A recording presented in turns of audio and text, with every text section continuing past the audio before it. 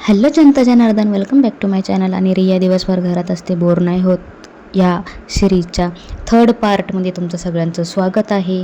आणि सीन असा होता की आमच्याकडे कांदा लसूण ठेवायला ह्या बास्केट होत्या आणि आमच्या मम्मीने त्यांच्यासाठी जरा अपग्रेडेड व्हर्जन आणलं ते ठेवायला.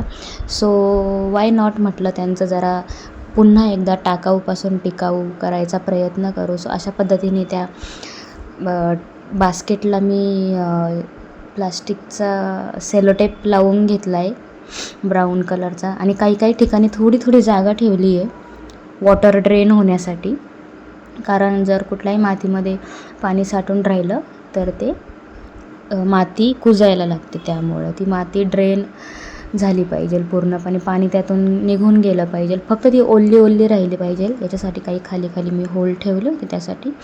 आणि अशा पद्धतीने प्लास्टिक वगैरे सगळं लावून घेतलं आणि तिला पूर्णपणे पॅक करून घेतलं.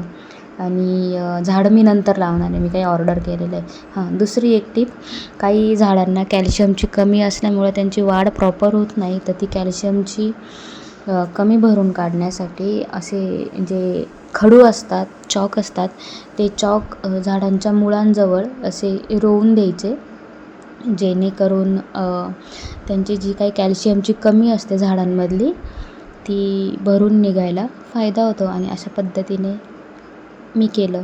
Thank you for watching.